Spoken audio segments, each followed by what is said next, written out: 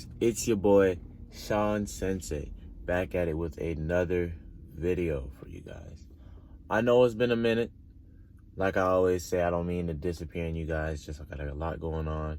You know, I got 2 jobs, so I try to get out as much videos as I can for y'all.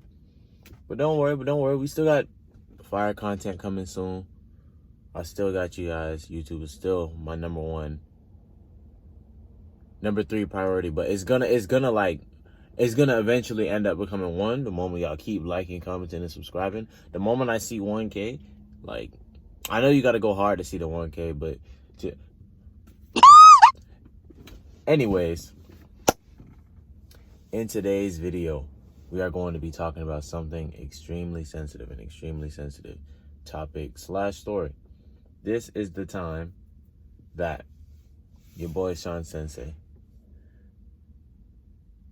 currently a car guy, was not one before, got into an accident that could have been completely prevented and that could have been completely handled differently.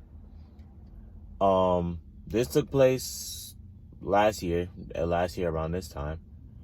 It was the time I owned my 2000 Ford Mustang, and I didn't know much about cars. I bought that car for $500. It was basically a junk car. It already had a bunch of issues with it, but I just wanted a car. You know, I didn't care. It's $500. I had $600. Why not? You know? And I bought that car. I didn't know nothing about cars. I didn't even know how to pump gas. Probably wondering how at age, I was 18 at the time, I didn't know how to pump gas. Sure didn't. I learned with my first car. So, yeah, that was, her name was Foxy. Yes, I named my cars. This G35 is currently named Gigi. I don't care if it's mediocre. I name my cars. I feel like every car has a personality with how the car drives and how it, like, treats you, how you treat the car. Nobody cares. I don't care. Every car has that. Like, this is Gigi right now. You see, she got earrings. This is Gigi. This is my Gigi, right? And, yeah, so there was a time where my older sister, at the time, my older sister was in the cars before me. My older sister owned a Nissan 370Z. For those of you who don't know, let's just say that car is very lit. That car it's on the same level. It's on a higher level than me, but within, like, I don't want to say the same bracket, but it's like, you know, Nissan and Infiniti, they're kind of like 2 and 1, 1 and 2, whatever you want to call it, like Nike and Jordan to each other. Like how I have a G35, then there's a G37, and a 350Z and a 370Z. So she had a 370Z at the time. So I didn't know what her car was. Like, I'm telling you guys, I became a car guy this January. This incident happened in November. And I remember she got it one day. I went with her the day she drove it off the lot. And I noticed how fast it was and this and that. And I still wasn't fascinated because I still didn't know much about cars. So there was that. And then she was asleep. This is the next day, the day after she got the car. So I still don't understand why I wasn't killed by her during the situation. Like, I was already ready to accept my death after it happened. So, long story short, my dad wakes me up because we had 3 cars at the house. We had my car, Foxy, we had her car, and we had my dad's truck. And my dad needed to back out, but her car was behind both of our cars. And our neighborhood association was not very happy with cars being out in the road behind another car because, you know, it could block the other people from coming, even though there's always 2 lanes in the neighborhood, just go around. But anyways, they weren't happy. So they asked for me to move her car. Keep in mind, my car was an old, turn the knob to cut the lights on, roll up for the doors and windows to go up. She had a futuristic sports car. Like, to me, it looked like a 370Z doesn't look like a spaceship. Now that I'm a car guy, I would say, like, the Toyota Supra Mark IV inside definitely looks like a spaceship or a fighter jet. Yeah, but to me at the time, that's what her car looked like because I didn't know about cars. Like, I promise you, I didn't know. I didn't know how to put air in it. I didn't know anything. So I was basically like a dangerous human being, even driving around, not knowing anything about a car, and then just learning how to put in gas. But anyways, far past the point. My dad asked me to move her car. So I'm like, okay. Keep in mind, it's a push to start. Didn't know what that was either. So I grabbed the key and I put it in the car with me, and then she's asleep and I still don't know what's happening. So I press the button and I'm half asleep. I'm like this, right? I press the button to start, the car's on, right? And there's a backup camera and everything. So I'm over here mentally, I'm trying not to explode. So I put the car in R, reverse. I put the car in reverse, right? And then I start slowly reversing to see the backup camera, right? And as I'm reversing, it's slowly coming out. And then I had backed out all the way to where I had to drive into the parking spot next to it so he could leave. So then my dad left and I'm in her car. So after my dad left, I started to try and put it back into the parking spot. I put it back into the parking spot. To this day, I wish that I did it differently. However, that situation made me who I am about cars today. And you're going to see more about that come to my channel. I'm not like no TJ Hunt or nothing like that. I don't know so much about cars, but like I know enough to make the channel fun. You know, I feel like the car scene should definitely be fun, should block out all the negativity. I don't know. I feel like cars are just very fun. Like now that I know about it, I feel like it's very fun. So I get into the parking spot, right? And here's the part where I'm mad at myself.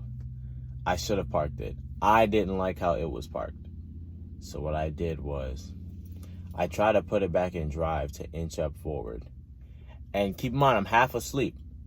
So as I put it back into drive, I put it in a sports mode. Keep in mind, I didn't know what S meant. Still, I'm telling you, I knew nothing. I knew how to drive, don't get me wrong. But stuff you need to know about a car, I didn't. I had like an old cranky car. So I put it in the sports and I tapped the gas. Keep in mind, I got big feet. I'm like a size 12, 13. I don't know if you want to... Pardon, nigga. I got big feet, bro. Big feet. So my heavy foot went down and the car went over the parking stump and the car flew into the air. No exaggeration. The car flew into the air. Call me crazy. I may drop a little clip to show you exactly what happened right over here. The car flew into the air. And there was dividers. When you have townhomes, there's dividers that divide the house. That may be brick or stone or whatever. It was a brick one. So it's flying. I'm flying towards that brick wall. But it's on the driver's side. So it's ready to kill me. Like how fast I was going, I was supposed to die. However, I caught the reaction in time. And I swerved it and went into the bush instead. And in the bush, since the car was going so fast and I was able to hit the brake, the branch from the bush went into the headlight. Not too much, but it just cracked it. And her bumper got scratched up a little bit. So the accident could have been way worse. But thank God I had enough reaction time to solve everything in time. But still, I felt so bad that it happened. My face hit the steering wheel, right? Because I went so fast. But I still was able to press brake in time. You know, when you get into an accident, you go into a shock that when you press the brake and you actually hit something, your foot could still be on the brake, even though your body's like not moving. So it knocked me out. I woke up. There's blood coming out my mouth. And I remember just screaming and crying. Not because of the condition I was in, but because I did this to my sister's car. Somebody I care about, I did this to their vehicle the day after she got this car. She spent so much time talking about this car. So if this was me, and it was my younger brother, because I have 3 siblings, and it was my younger brother who did it to me, I would be upset. So I told him, and she handled it pretty well. She wasn't too upset. It was more of like a, I don't care what's happening, you're paying for it. She wasn't as upset as she should have been. And I still to this day feel terrible for it, but it did change my perspective on cars, and it made me understand how powerful cars can be. And I keep telling myself, man, like, I keep trying to promise myself that I'll never end up in a situation like that again. That's why right now I'm trying to like collect so much more knowledge on cars so I don't end up in something like that again. I don't really talk about this with people a lot. Like, there's people I know who know the story, but to continuously talk about it, I don't do that because it messes with me.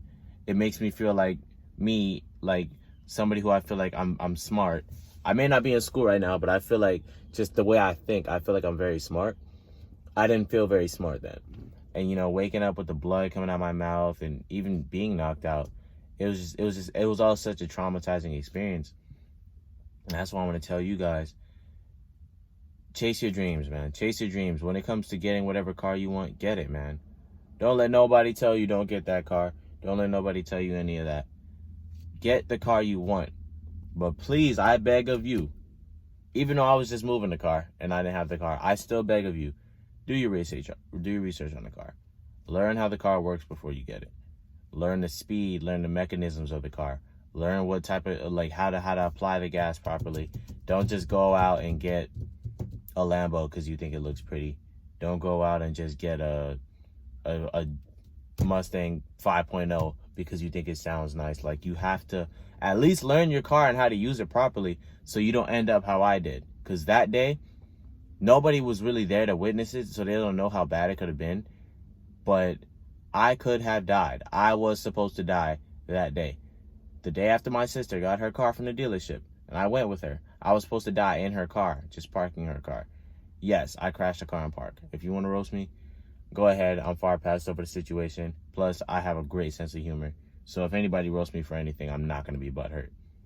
But, yes, I had a near-death experience. And, yeah. So, be safe. If you want to get the car you want, whether it's an E92 M3, a Focus RS, whether it's a Lamborghini, a Ferrari F20, it doesn't matter. Whatever car you think you want, or whatever car you have the money for, get. But I beg of you, research that car before you get it, man. So you can know. Do not end up like me. Because I could have died. And you would have had no videos. You wouldn't have had no Sean Sensei channel. And I know I'm your favorite YouTuber. You wouldn't have had access to your favorite YouTuber. You know how that would make me feel? My favorite YouTuber? One of the best on YouTube? Not being here. Not being alive to drop content for y'all boys. Just for that. Just for you hurting my feelings just now. Like, comment, subscribe, share the videos with your mama, your auntie. Don't share it with your auntie anymore. I actually broke up with her last week. Thank you.